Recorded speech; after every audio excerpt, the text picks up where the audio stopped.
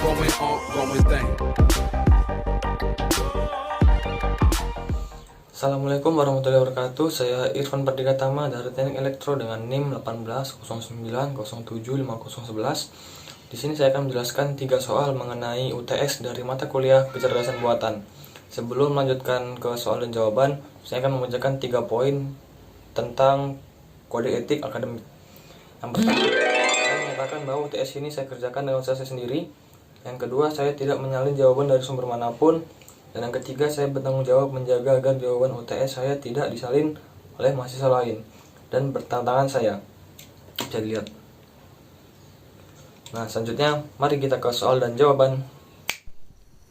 Ya, di sini saya akan melanjutkan soal dan jawabannya. Yang pertama, kita masuk ke nomor 1, di mana ada poin 25 didapatkan, yaitu sebuah mesin dikatakan cerdas atau kecerdasan buatan kalau memiliki 2 hal berikut, yaitu.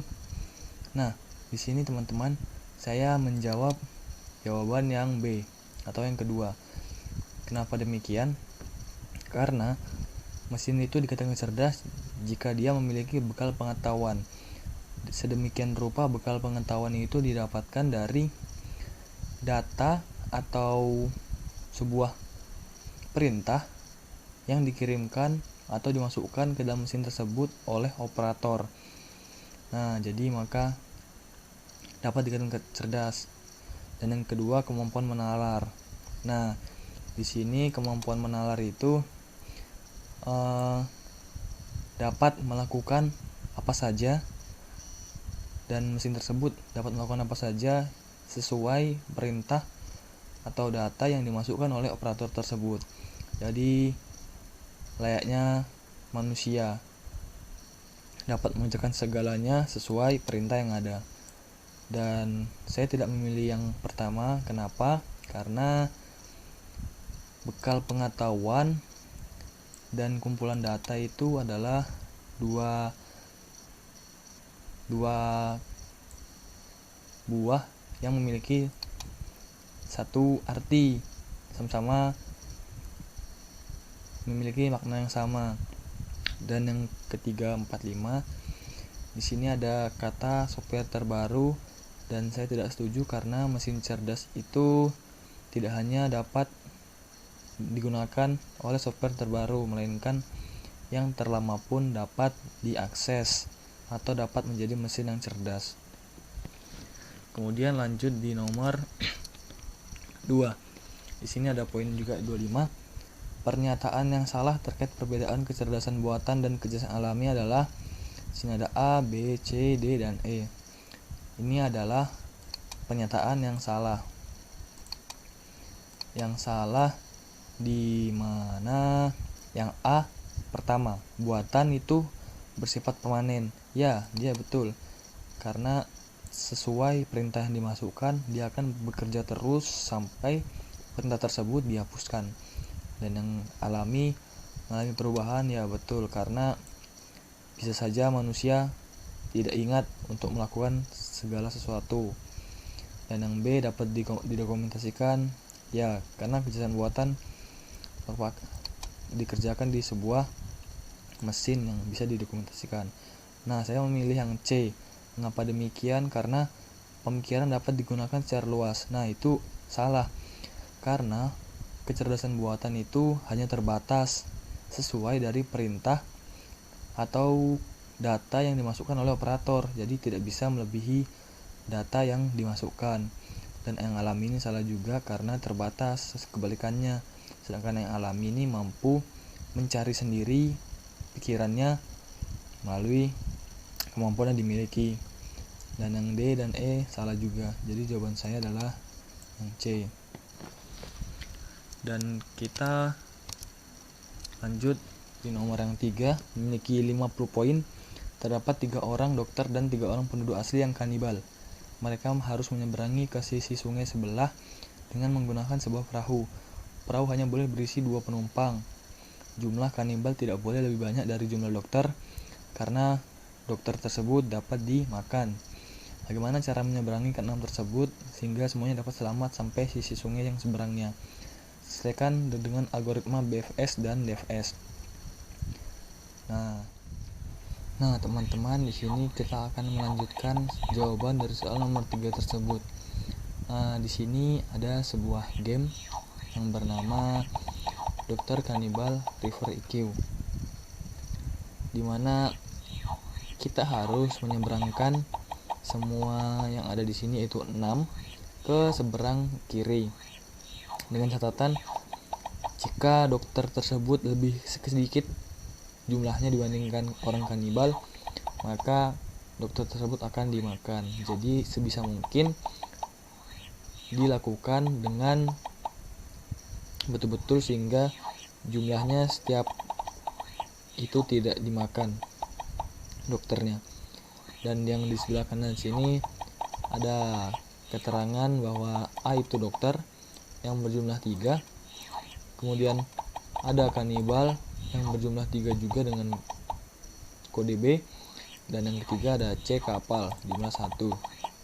Di sini ada initial state atau keadaan awal 331. Maksudnya adalah kondisi keadaan awal saat di seberang kanan, dan 331, 3 dokter, 3 kanibal, 1 kapal, di mana keadaan akhir atau goal state yang mau dicapai yaitu 000. Maksudnya adalah seberang kanan sini sudah tidak ada sama sekali dokter, kanibal, dan kapal yang pindah ke sebelah kiri. Dan ini adalah state space atau ruang keadaan yang terjadi di mana keadaan awal hingga keadaan akhir tercapai. Di sini ada dari A sampai Y untuk mencapai kondisi akhir sesuai tujuannya. Sini mari kita coba, di mana yang pertama kita akan membawa 1 dokter dan 1 kanibal, dan kita turunkan dua-duanya, di mana yang kita bawa di sini adalah dokter. Jadi kita go, dan di sini kondisinya banyakkan dokter. Kemudian kita bawa ini dua-duanya ke seberang. Nah, dimana kita turunkan, kita bawa 1 dan kita ke seberang kanan. Nah, di sini tidak terjadi apa-apa jika kanibal tersebut yang sedikit. Sini dokter 1 dan 2 kita bawa ke sana. Di sini tidak terjadi makan-makan karena memiliki jumlah yang sama. Sini kita bawa kanibal dan orang, dokter, dan kita turunkan dua-duanya. Dan di sini kita membawa dokter semuanya ke seberang. Sini kita turunkan, dan di sini kanibal 1 menjemput kanibal dua-duanya, dan terus sampai kanibal pindah ke seberang semua.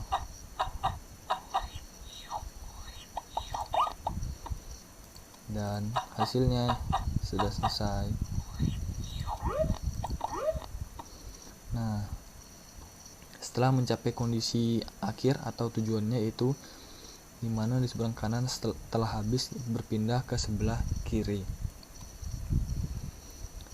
Nah, di sini saya akan melanjutkan dengan algoritma BFS terlebih dahulu, di mana di sini set space yang di tabel tadi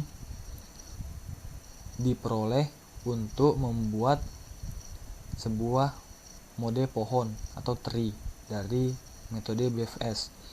Nah, yang tadi kondisi awalnya yaitu 3, 3, 1, dan akan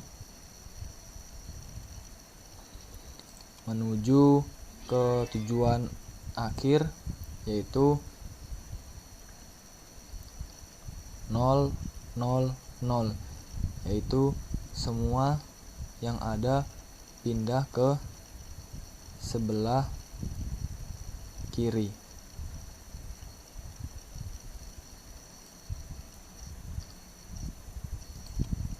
Nah, di sini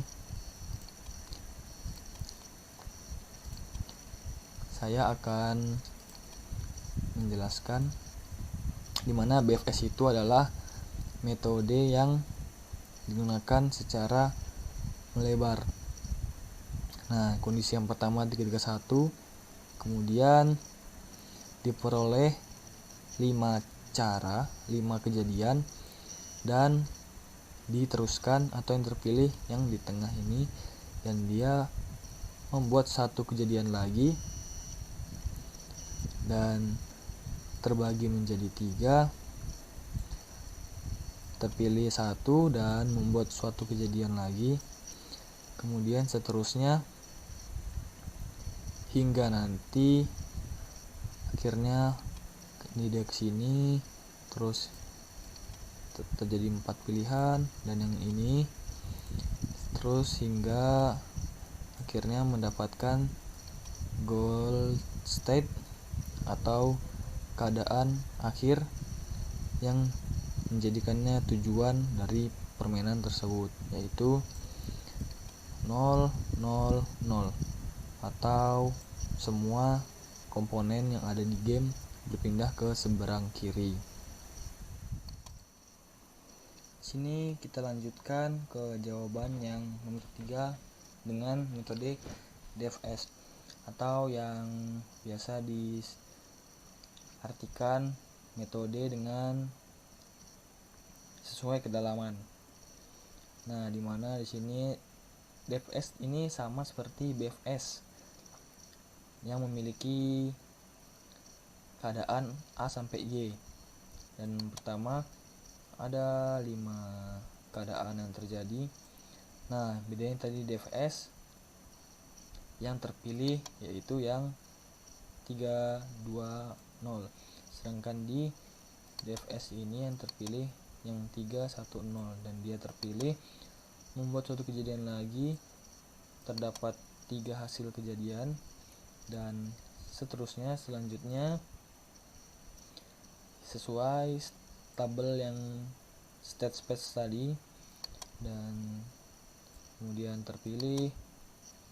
Di sini muncul lagi sebuah kejadian, ada 4, dan yang terpilih adalah 2, 2, 1, atau 2 dokter, 2 kanibal, 1 kapal itu di sebelah kanan, dan terus menghasilkan suatu kejadian sehingga yang akan menjadikan hasil tersebut sesuai dari tujuan akhir atau goal state. Dan di sini tinggal 1 dokter dan hasilnya yaitu 0, 0, 0, sama seperti BFS tadi. Yang dimaksud dengan 0, 0, 0 adalah semua yang ada di seberang kanan tadi sudah kosong, berpindah semua ke sebelah kiri. Jadi itu adalah metode dari DFS yang sama seperti BFS, hanya sedikit membedakan terpilihnya suatu kejadian. Mungkin itu penjelasan dari saya dari soal nomor 1, 2, dan 3.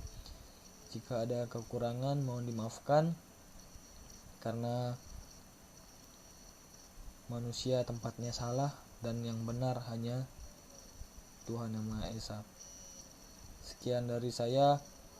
Wassalamualaikum warahmatullahi wabarakatuh.